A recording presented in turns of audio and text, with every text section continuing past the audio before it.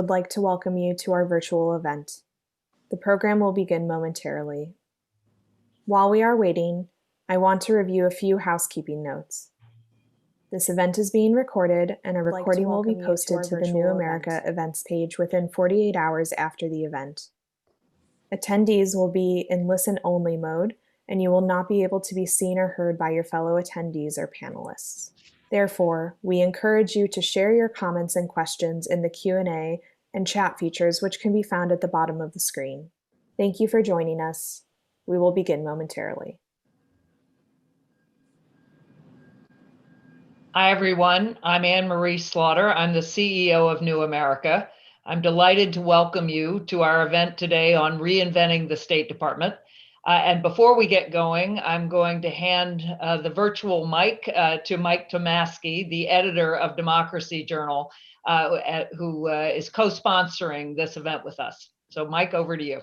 Thanks, Anne Marie, and hi, everyone. And thanks, everyone, for coming. Anne Marie, thank you most of all for hosting this and for writing this great piece. I'll be very quick, but Anne Marie and I were at a dinner in, I guess it was April of 2019. It certainly wasn't April of 2020. It was one of those Washington dinner discussions about foreign policy, a couple dozen people, and Anne Marie had the floor and was making some substantive point. I can't remember what it was, but she finished by saying, but if we do that, then we have to talk about reorganizing the State Department, which hasn't been done since the 1920s. And I have a lot of thoughts on that topic. And as soon as she said that, the light went off over my head. And I thought, that's a piece. And so finally, here we are. It's exactly the kind of piece that we love to do in Democracy Journal, that looks around the corner and takes on serious questions that I think a lot of other publications just kind of don't look at. I just want to add quickly a plug for what we have up on our site currently, a special issue called Trump versus Democracy, which has 35 pieces by various contributors.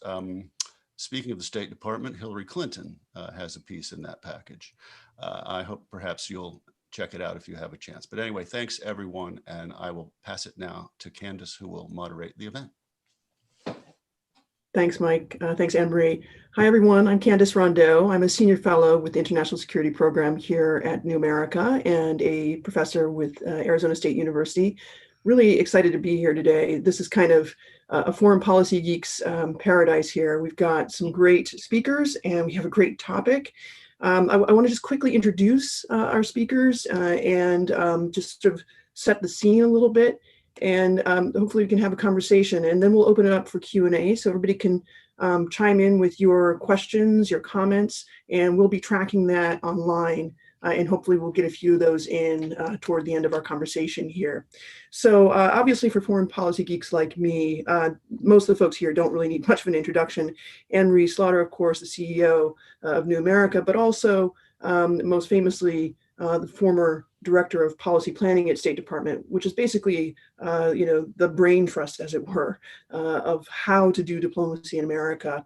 And obviously, formerly the dean of what is now the School of Public and International Affairs at Princeton University, and president of the International Law Association. Many, many, many achievements and accolades. It's probably too long to get into here.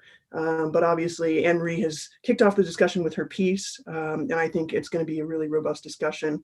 Next, we have, of course, Congressman Khanna, and he comes to us from the great Golden State of California, and where he represents the 17th District and has done since 2017. Congressman Khanna is formerly the Secretary of Commerce under the Obama administration. He serves on 3 congressional committees, including House Armed Services Committee, Budget Committee, and most importantly for this conversation, the Committee on Oversight and Reform, which is going to be a really big piece of whatever happens with the State Department now and in the future. Ambassador Nick Burns is another person who really doesn't need much introduction, very well known, obviously, in foreign policy circles. He's been one of the leading voices on American diplomacy and America's place in the world. He served for 27 years on the front lines of American foreign policy, starting out his career in Cairo, Jerusalem, a big Middle East hand, a big South Asia hand, one of my favorites, and has a lot to say, I think, about this subject. We will not hold against him his confession on his Twitter feed that he is a Red Sox Nation fan. It's okay. Oh, so am I. Oh no. Well, we're all out of luck, I guess, this year, including the Cubs and the Nationals. But nonetheless, baseball aside, I think we're going to have a good discussion here. A big driver for this conversation, as Mike pointed out, was sort of where we are now with the U.S. role in the world, and a lot has changed, not just in the last 4 years. As you point out, Anne-Marie, in your piece, a lot has changed over the last 200 years for American diplomacy. But I wonder what it was that precipitated or triggered for you, and maybe we can hear from the others as well. Was there something specific, a set of circumstances, an event that made you start thinking about the need to make some changes at the State Department now, as opposed to 10 years ago? Well, thanks, Candace. I will have to start my answer by saying, actually, it was 10 years ago that I started thinking about these issues in the context of the first quadrennial diplomacy and development review that I conducted under Secretary Clinton when she was Secretary of State in the Obama administration. And we had the mandate to write a big strategy review. And one of the things that she very much wanted and that Deputy Secretary Jacob Lew also wanted and had been tried before was to make it much easier for mid-career entry into the Foreign Service. And she indeed said, we really ought to be able to tap more of America's talent, our talent in business, in NGOs, in the academy, faith communities, the scientific community. These are folks we should be able to bring in to be our diplomats at mid-career, later than you would normally start in the Foreign Service. That proved impossible. We tried, we got a lot of pushback from the Foreign Service Union, and ultimately all we were able to do was make it somewhat easier for some civil servants who had worked on specific foreign policy issues for 7 years or more to become foreign servants. So that was really the genesis of my thinking. But more broadly, in this century, we need to put our very best foot forward, as we long have. We've had very, very distinguished diplomats, and Nick is one, and I know many others. But in this century, if you look at how America engages the world, again, our business leaders, our NGOs, many of whom are side by side with diplomats, if you think of people from CARE or Oxfam or Mercy Corps, all these big NGOs around the world. And then again, our academics and many of the children of our immigrants, right, who already speak languages and who go back and forth to their parents' country. They are Americans, American born. There ought to be a way to harness much more of that talent. So I thought, well, it's time to really overhaul the Foreign Service. This Foreign Service was really created in 1925 with the merger of the diplomatic service and the consular service. So I thought I would call for a really radical set of changes where we have a new global service that really has 5-year renewable terms, and people could enter at any stage in their careers. That's a big, tall order. Congressman Khanna, what are your thoughts on the subject? Well, thank you, first of all, for inviting me to participate. And I have so much admiration for Anne-Marie Slaughter and agree with her call. Let me give you a concrete example of why this makes sense. I would argue that more than any American diplomat on coronavirus, when you look at the balance between security and privacy, Tim Cook and Sundar Pichai have far greater say around the world than any of our diplomats. I mean, they're the ones who are designing the apps in terms of what the balance is on privacy and what the balance is in terms of what the government can collect. Now, many people may not understand, if they haven't been in the technology world, why it is that governments can't design an app that would work on the iPhone without draining the iPhone's battery, and why you have to have certain apps be interoperable. And they probably don't appreciate that it doesn't really matter what they think if Google and Apple have most of the phones and are making the architecture in a way that is basically dictating what the privacy standard should be. So I give that example to say, if we don't welcome people, for example, with technology background into the Foreign Service or this expanded global service, then we are hamstringing not just American interests, we're hamstringing the ability to understand the complexity of what's going to dictate foreign policy or world affairs. And so I would just focus on that one example as an argument for why we have to expand our conception of the State Department and what Foreign Service may mean. And that's a great example. I mean, as Anne-Marie pointed out, in some ways, both Tim Cook and Sundar Pichai really represent kind of the best of America. I mean, they're first generation, in one case, college graduate, and the other, first generation immigrant. And this brings us to the question, I think Ambassador Burns probably has something to say about this, of kind of having worked in the State Department, it, 27 years, there's a real challenge, not just with kind of the roles, but kind of diversity, right? And trying to get America's face represented in all of its multitudes and all of its diversity on the front lines of diplomacy. Well, thank you, Professor Rondeau, very much. And thanks to my friend Anne-Marie, and thanks to Congressman Khanna. I'm pleased to be with you. I agree that the State Department needs to be reformed, and specifically the Foreign Service does. There have been just 3 efforts in the last 100 years where Congress has thought about authorizing the mission and mandate of the State Department. 1924, as Anne-Marie said, 1946, so after the 2 big world wars, and 40 years ago, back in a very distant time, the beginning of my own career as an intern. That's a long time not to think strategically about the State Department. So I begin there. I hope Congress in 2021 will undertake conversations and then hopefully passing a bill to authorize the Foreign Service and create a 21st century Foreign Service, because right now there's a crisis in the Foreign Service, a crisis of morale. We've lost officers at the senior, mid and junior levels, particularly in the Trump administration. People have been driven out. They've been discouraged from attending. You saw when the Foreign Service officers were subpoenaed to testify in the impeachment inquiry last autumn, they were vilified by President Trump and by Secretary Pompeo and the State Department leadership. I've never seen a crisis like this in 40 years, in my 40 years of being in the State Department or out, as I have been for a while. And so we need reform. What should that reform look like?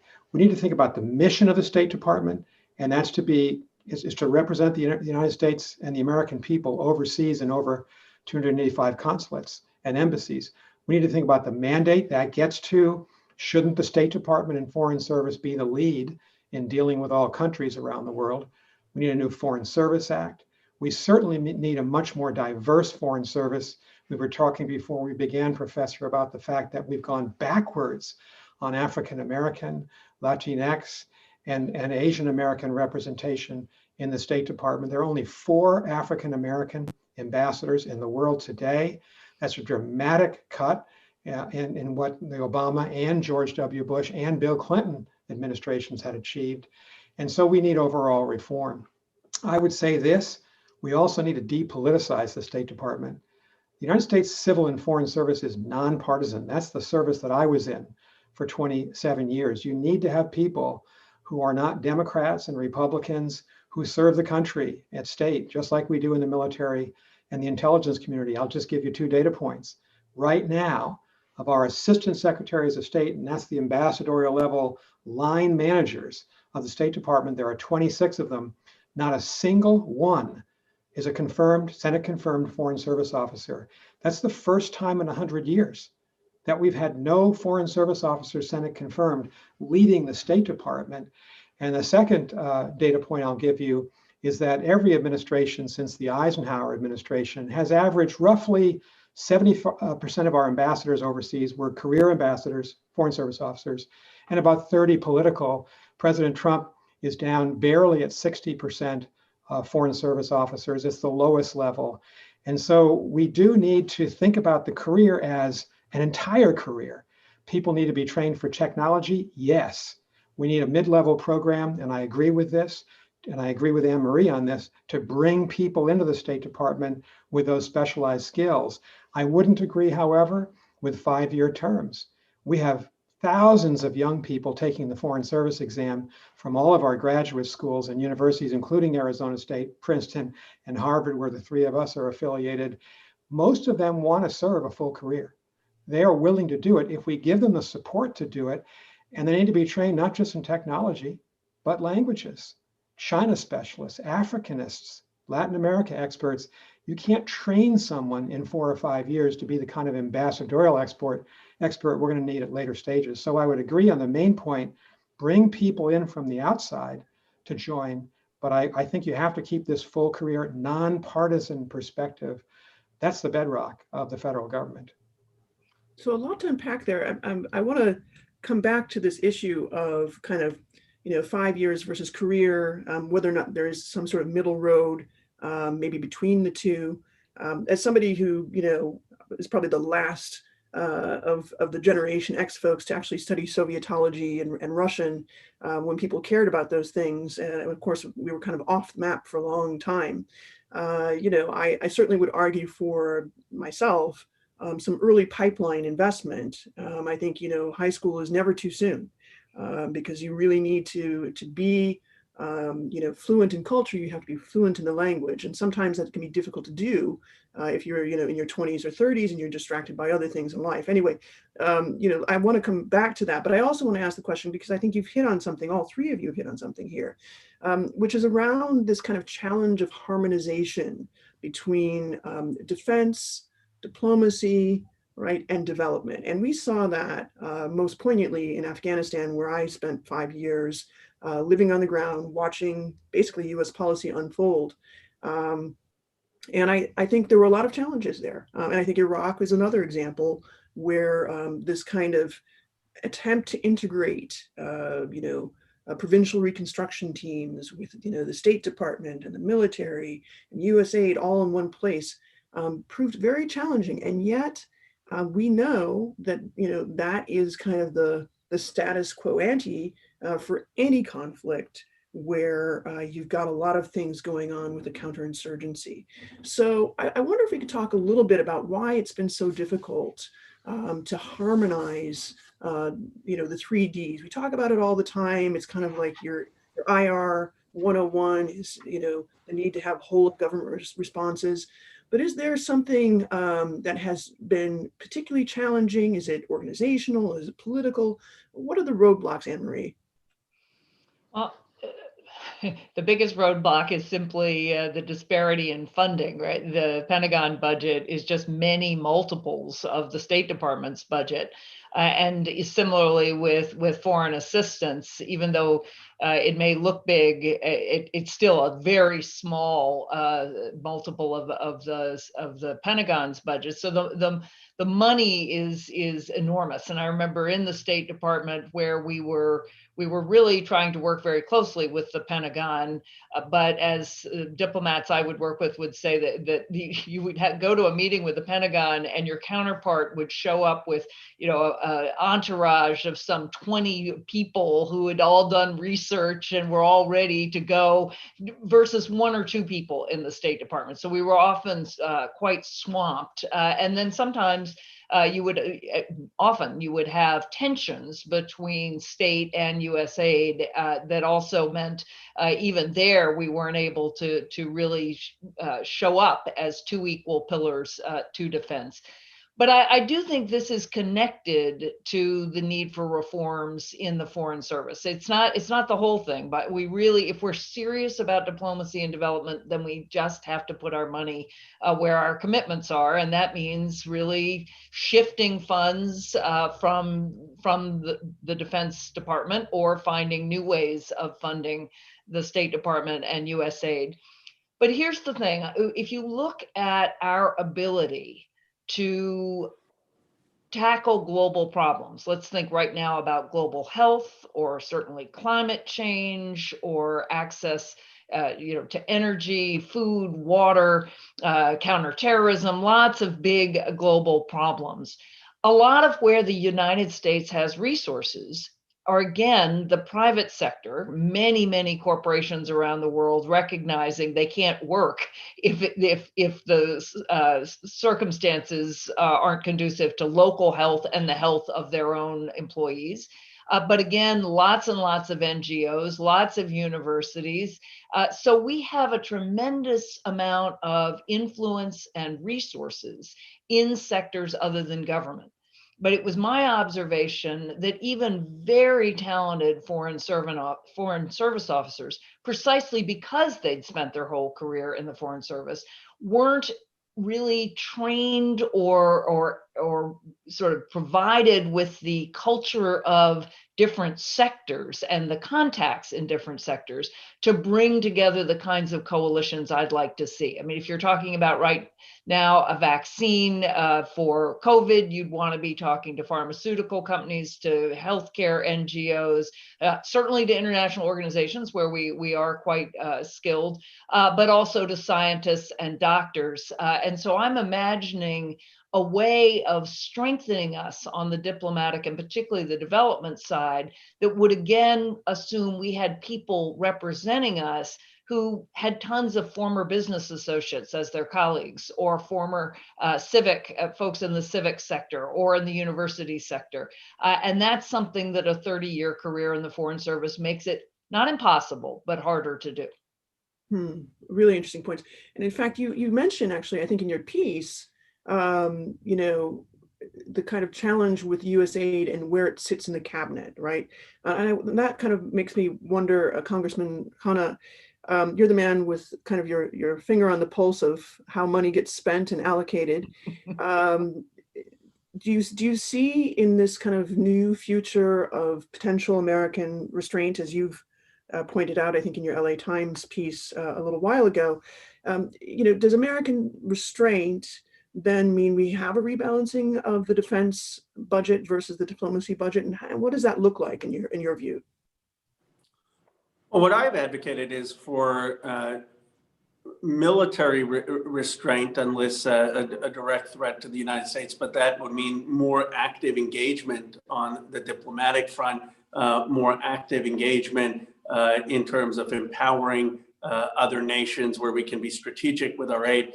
So I think that restraint in the military should not be confused with isolationism. I think America has a strong obligation to lead, to build alliances, to help make sure that we're promoting our values, which I still believe on freedom of expression, on freedom of assembly, and freedom of the press, are values that have universal worth.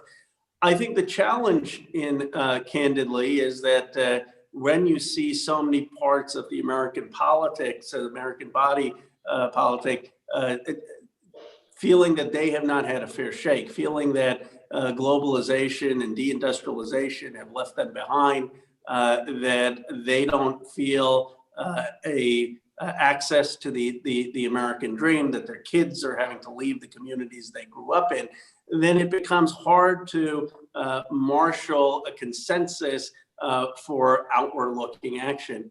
And so, in my view, the problem of solving global problems is inextricably linked to the breakdown of our democratic ability to solve domestic problems, and how we figure out a place-based economic strategy in getting people more of a stake in today's contemporary economy, I think is linked to developing greater consensus for the type of increases in US aid or foreign engagement that we need. Absolutely valid. I mean, this question of why spend money on schools in Afghanistan or in Bangladesh when we need, schools here at home.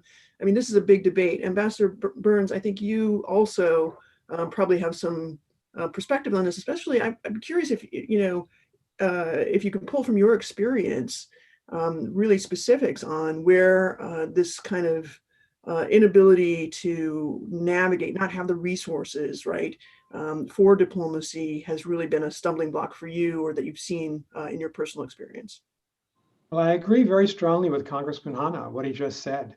We need to think of our diplomats as our front on point representatives of the American people, and we ought to be exhausting diplomacy before we even think about the use of force. Since 9/11, we've been in two very expensive, very bloody, very costly land wars. 19 years in Afghanistan. We're still in Iraq so many years later, and we've got to learn the lessons that we've got to think about other solutions to these global problems. And as Anne Marie has said, think about the agenda for the next couple of years.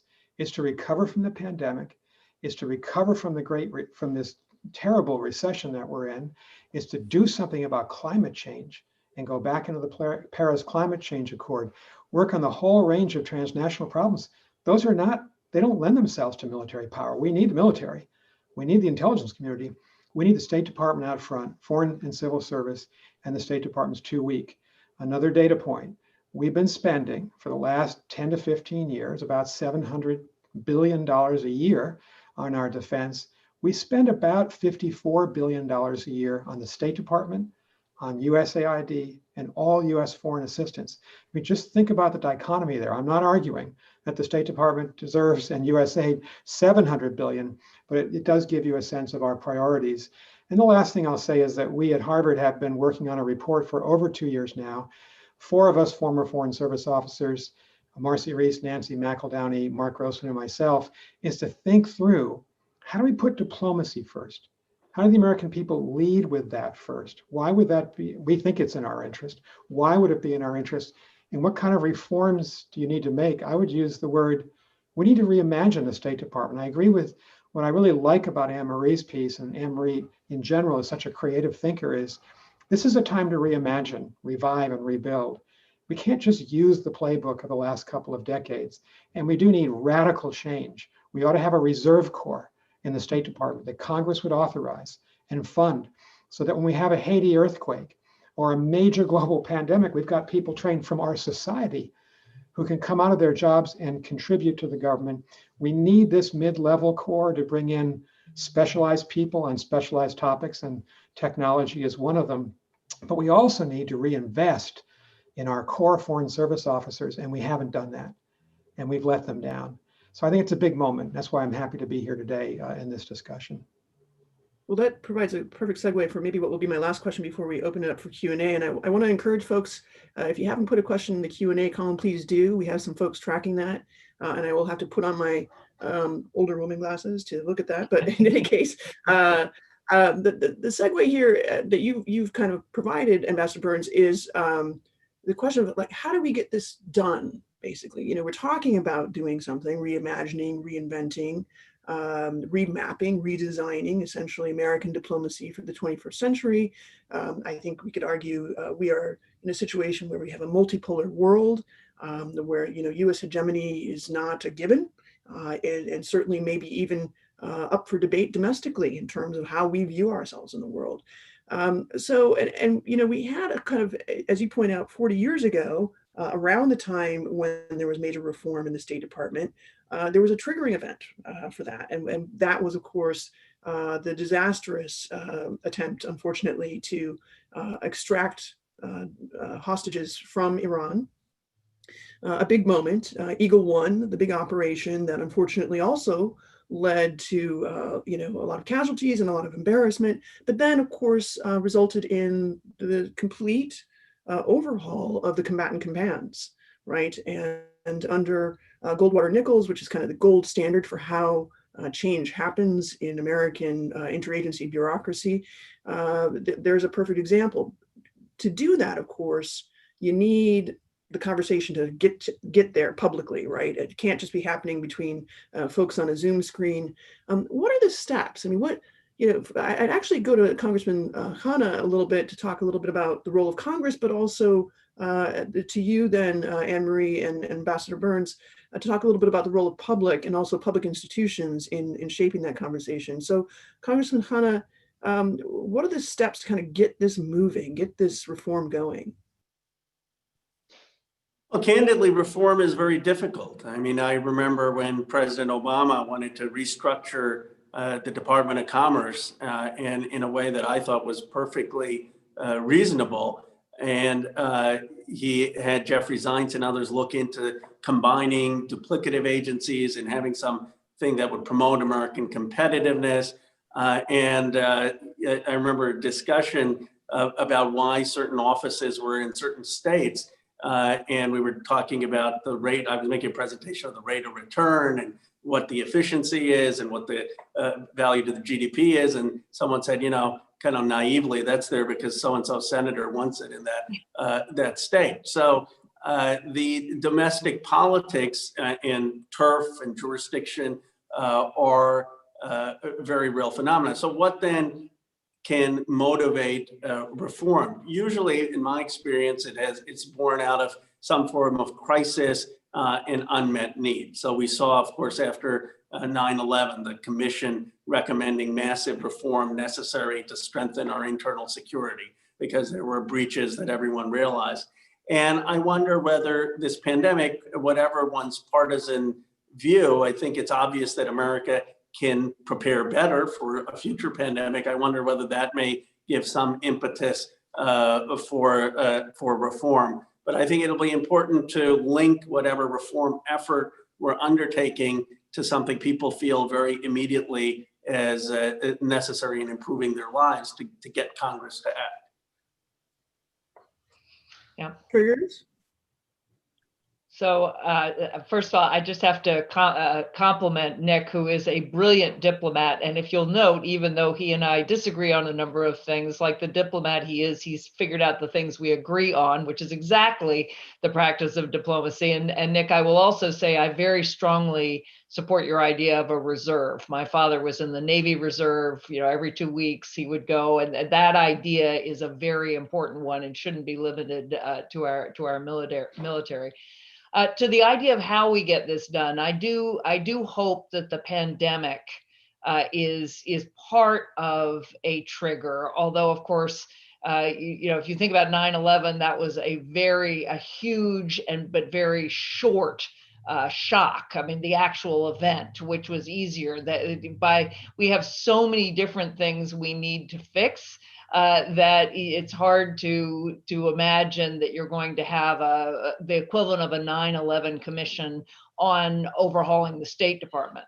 On the other hand, I think there's a dramatic need for the US government across the board to be taking advantage of what we can now do because of technology. The US government's been well behind, and the actual technology that the State Department uses is deplorable. It's really 10 to 20 years behind the standard. But so I can imagine a Goldwater-Nichols kind of commission, which would have to be prepared by work in think tanks and academic centers, as the Goldwater-Nichols process was. The Center for Strategic and International Studies did a lot of work together with members of Congress before there were congressional hearings. But I could imagine a proposal for essentially modernizing the government to both take account of the very different world we find ourselves in post-Cold War, which we really haven't done, and to take advantage of what we can now do because of technology. I mean, honestly, as much as I love cables, in an era of email and an era of even more instant communication than email, there's a tremendous amount that could be done. So that's how I would probably frame it, not just reforming the State Department, reinventing the State Department, but part of a larger overhaul and government initiative. And I wouldn't tell a new administration to do that right away. I'd tell them to lay the groundwork and do it with Congress, because Congress is essential here for all the political reasons that Congressman Khanna mentioned. So a conversation, Ambassador, between the public in many different forms and Congress back and forth, right?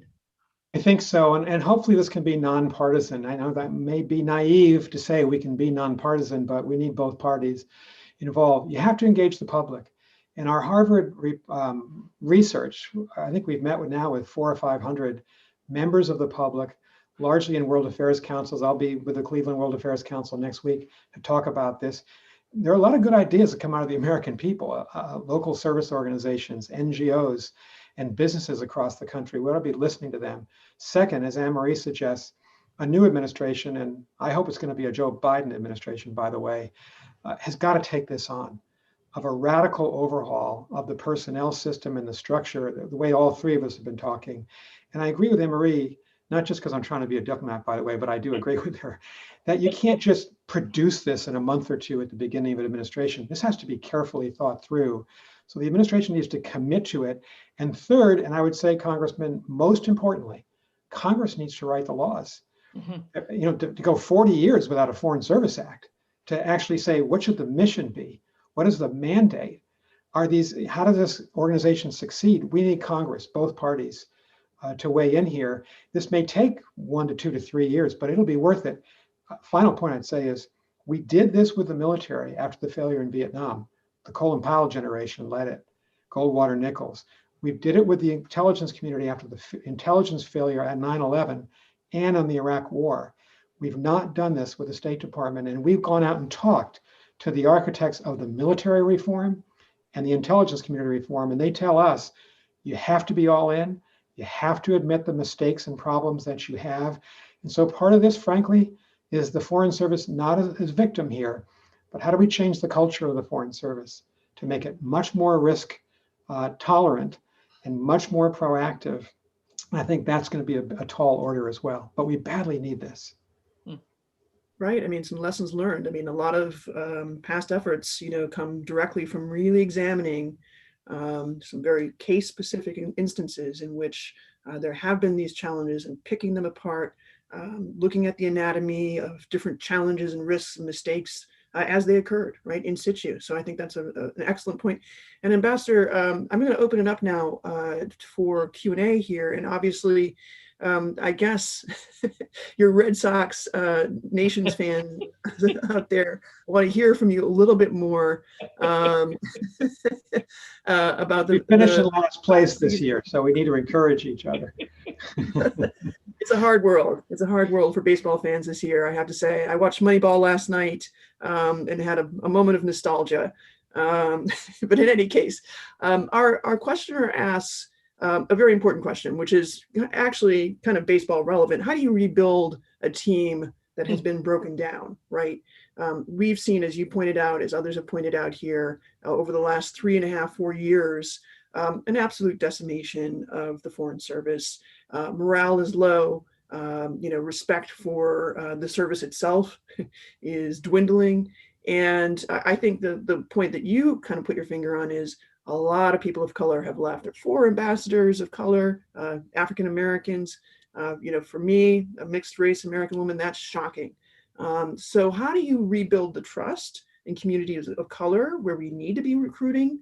And how do you incentivize folks to come back into the service? I'll put that to you, Ambassador, and then maybe Anne-Marie and the Congressman. Sure, and I'll try to be brief so my 2 colleagues can come right in. We need presidential leadership. We need someone who comes along and says, I believe in you. I believe in public service. I believe in the career professionals. And we don't have that with Trump. You remember when he said that the State Department was the deep state, with the Secretary of State standing beside him on the White House press room, and Pompeo did not have the courage to speak up on behalf of the men and women of the Foreign Service. That was the lowest point for me, thinking about what has happened. Joe Biden is a leader who deeply believes in government and strengthening government and in public service. So we need that. But Candace, you're right. With the hundreds of people with whom we've spoken, diversity probably has been the dominant issue. The lack of diversity, the lack of opportunities for people of color to come into the State Department and to succeed.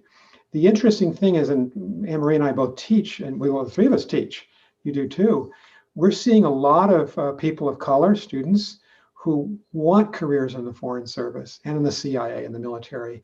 And we're actually recruiting through the Pickering and Rangel and Payne scholarships a lot of good young people, African Americans, Latino and Latina officers.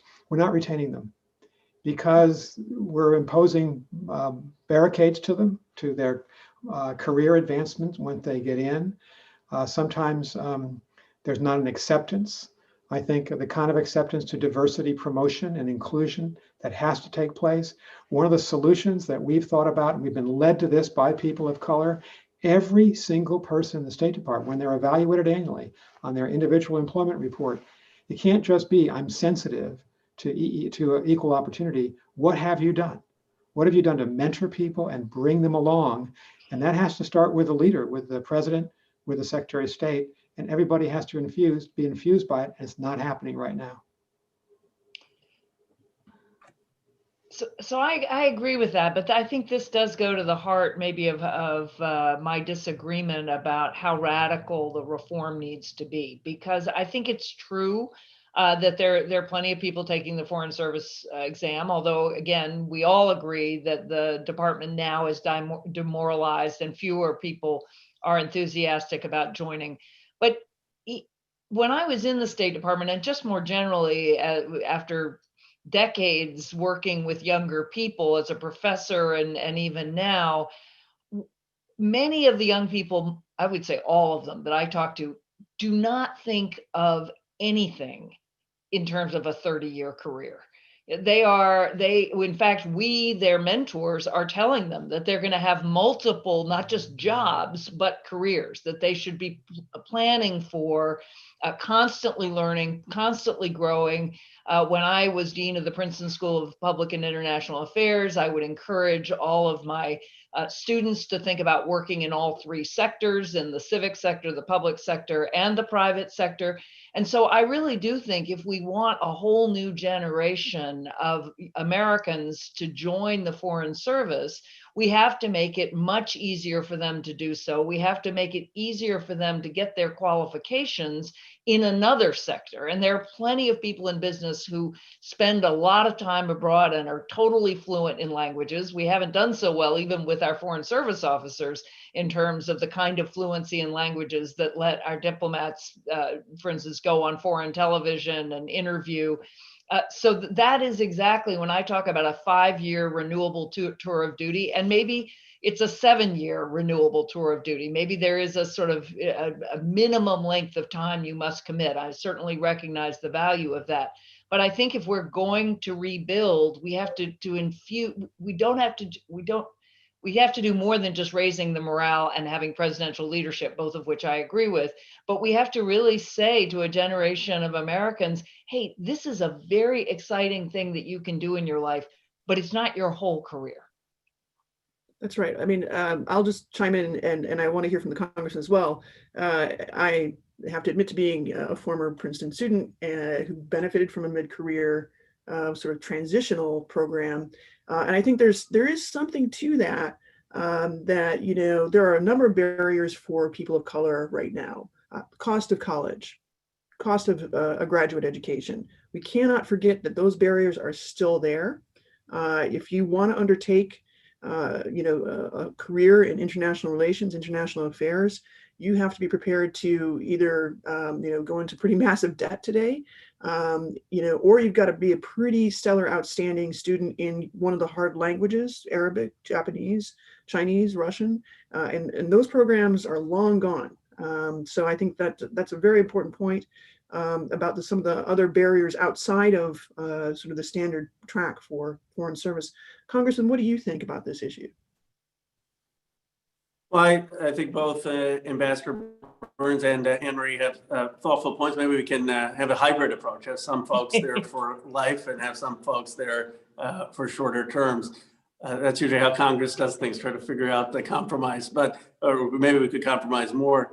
But I think that the ambassador's point about the attack on service is a very profound one. I mean, one of the things that I think we forget is how radical Donald Trump's presidency was. Someone who's never served on a commission, on city council, coming in as a business person and saying public service doesn't work. The folks who have been elected, the folks who have been serving in the bureaucracy, they have failed you, and that we need a totally different approach, and an attack really on this idea of public service, which was very different than most of the previous presidents. And the question is, how do we restore people's confidence, their trust in public service, knowing that public service is incredibly hard because we are facing economic forces and globalization that is really putting challenges on many parts of the country. We're transitioning to a multiracial, multicultural democracy and struggling to define a common American identity. So I guess I think inspired presidential leadership would help, but I think we have a generational challenge of how we redefine a public service in a way that will inspire people in how we have a common purpose, a common American story after the extraordinary polarization. I don't have an answer to that other than to say that it's a daunting challenge. I think hopefully Joe Biden will help us, but I think beyond even one president. Well, you created a great segue. Actually, we have a question here from Brett. Is there still bipartisan consensus that the State Department matters? I think, Congressman, you alluded to presidential leadership, but I just wonder if you find partners across the aisle, that you can talk to about this, where there is at least some momentum that you can build on, perhaps in the next administration.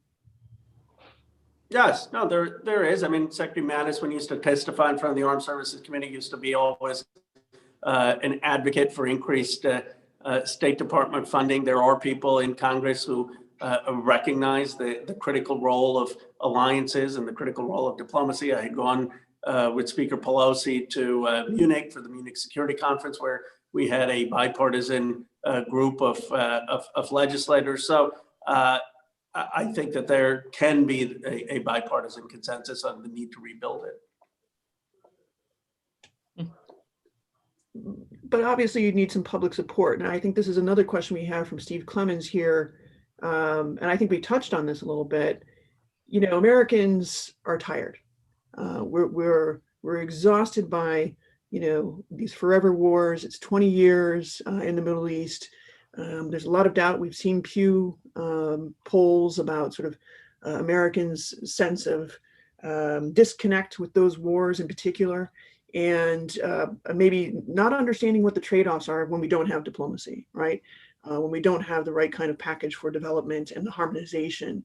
So how do you convince doubtful Americans that global engagement really does matter, that it enhances their lives as opposed to undercutting their lives or undermining their future? Why invest in sort of this diplomacy stuff at all? Who wants to take that, Anne-Marie? Well, I was going to let Nick start because you've been out on the hustings actually doing just that, and I've got a few thoughts as well. Go ahead, Anne-Marie. I'll follow. I'm happy to do that. So I actually think we need to start more with the America we are becoming. And indeed, Congressman Khanna said, we're becoming a multiracial democracy. Indeed, by 2027, there will be no white majority among Americans under 30. So that's not very far away. And then, of course, by 2045 or so, that will be true of the whole country. If you look at what that means as a country, we'll still be 49% white. Those white people come from all over the place still, lots of immigrants still, but certainly among Americans of color, we are reflecting the world. To me, that is a source of great pride. So the place I would start is really celebrating not immigrants. These are the children of immigrants, sometimes two generations on, but still very connected to their parents' or grandparents' country. I'm half Belgian. I grew up going back and forth to Europe. But if I were a Latina, I might be going back and forth to Guatemala or to Brazil, to many other places. If I am African American, I may have been here for 200 or 300 years, but I may also have parents who are Nigerian, and on it goes. So I would really start by reminding people across the country, look who we are. We reflect the world. It is thus imperative that we engage, and I would say even connect the world. And I think there's a whole generation who don't support America, the global policeman. Absolutely not. but do support the idea that America can be a force for good in the world and that we can lead in ways that bring lots of other countries together and help solve global problems. Ambassador Burns? Well, I say it's a question of just reminding people about their own self-interest and our communities and state self-interest. So many jobs in America now, 1 of every 6 jobs are tied to exports of goods or services. The whole security of the country was challenged by 21 young men on 9/11 who broke through all of our security to get in and kill 3,000 Americans and take down the Twin Towers. We're vulnerable unless we work with the rest of the world on our security.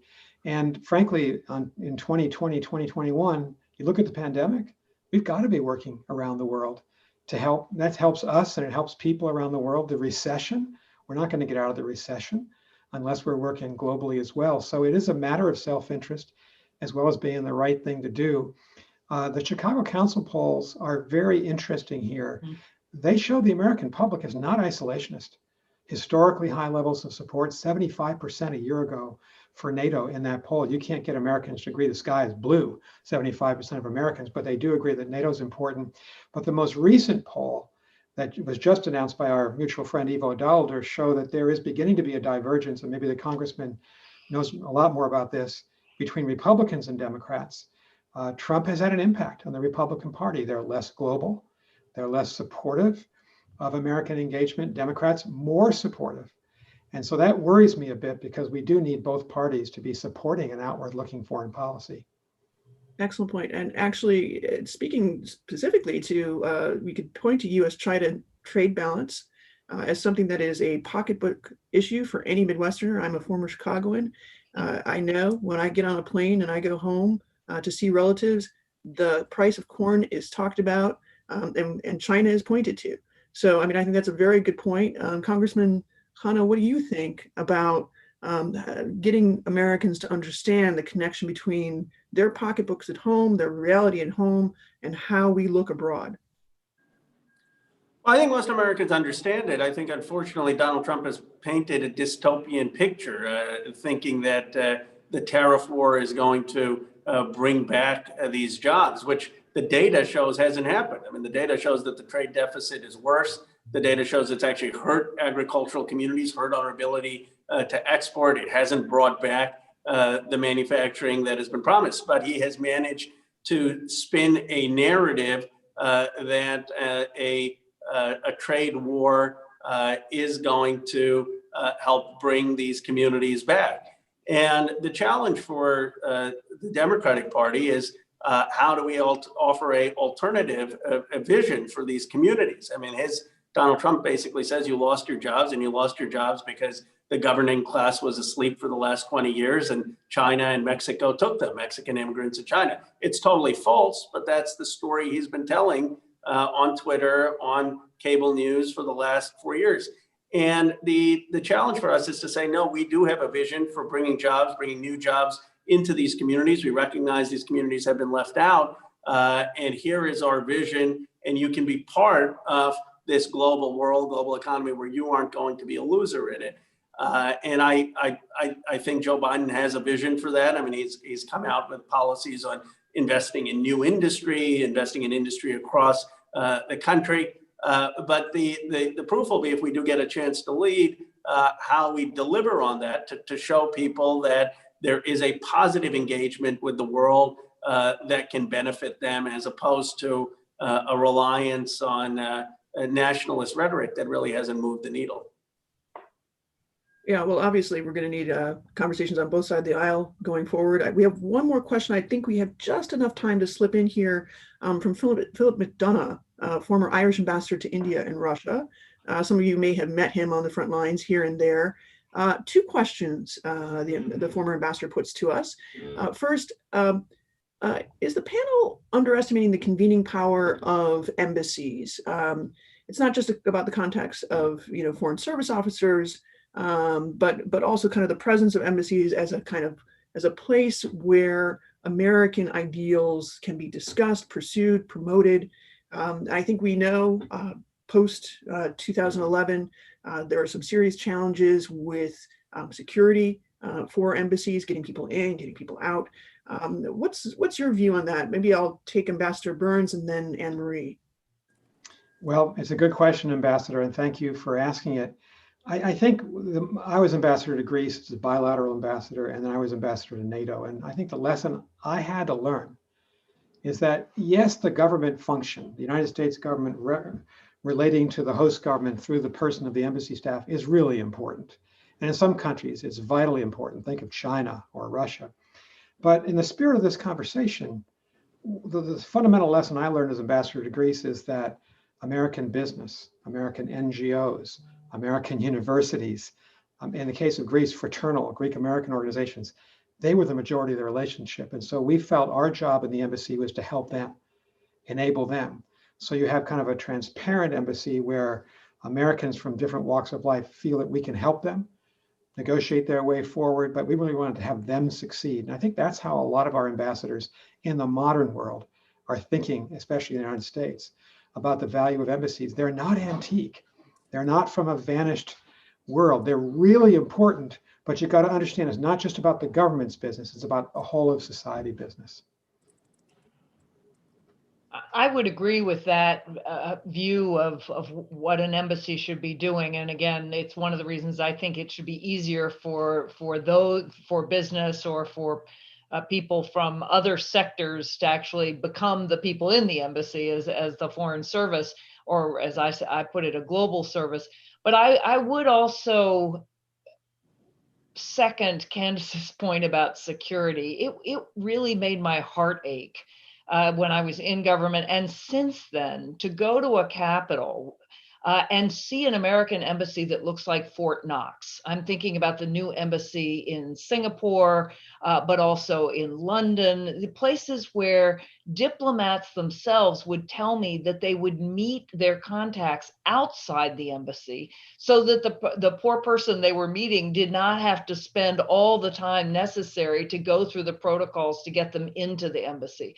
And really, as an American and as someone who thinks of our country as open, as welcoming, I think we've wildly overcorrected on the absolute need, of course, to keep people safe. But if we can't keep people safe without a bunker, then we need to rethink how we are present, because it's not the way I think America should be showing up in other countries.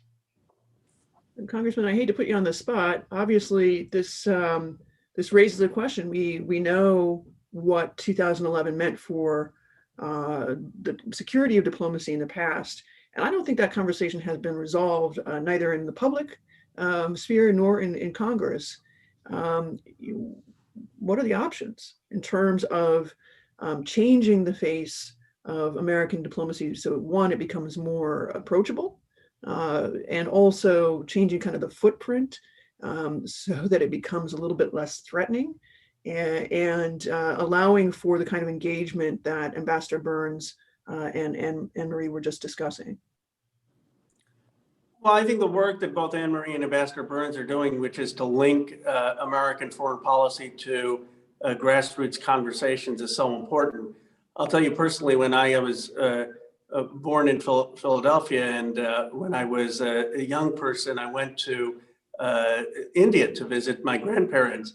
And I still remember I was 10 or 12 or 13 at the time, and I was in line with one of my cousins who was not a US citizen, but I was a US citizen. And I have this vivid recollection of someone at the American embassy yelling at me saying, "You get out of that line, you're not an American citizen." And I had to show them my passport. Of course, when I went, being in the Obama administration, I met the ambassador there. But the point is that, as Nick said, the State Department, the embassies are our face to the world. This is most people around the world never get to see an American, but they see their understanding of who we are, of what kind of people we are, is based on their interactions and what they hear from those embassies. And when I was at Munich, the whole Munich conference was called the West versus the Rest. And I remember having a conversation. I had asked Prime Minister Trudeau, I said, I was born in Philadelphia in 1976, our bicentenary, and yet my grandfather spent 4 years in jail with Gandhi. So does that make me a product of the West or the rest? And Trudeau talked about how we have to look differently in multiracial, multi-ethnic democracies. And so what will create more trust is to make sure that we value the expertise, because Trump has had a systematic assault on expertise and knowledge. And that's wrong. You know, I mean, you just can't have any person go work at the State Department and have the success that Ambassador Burns or Anne-Marie Slaughter has. I mean, that's just, you have to have respect for experience, expertise, but that experience and expertise has to be rooted in conversations that are organic to a community so that they're not out of touch. And I think that that's what will build trust. Conversations. It's all about the American conversation. Well, I think we're at time here. I just want to thank all of our panelists and also our audience for some really thoughtful questions. I think we're going to be continuing this conversation going forward. And please look out for new announcements from New America and from our panelists about the work we're doing to talk about the reinvention of the State Department and diplomacy in America's place in the world. Thanks. Thanks to everyone. Thank you. Thanks, you guys. Thank you, Anne-Marie. Thanks, Congressman. Thank you. Professor, thank you. Bye, Thanks, everybody. Thank you.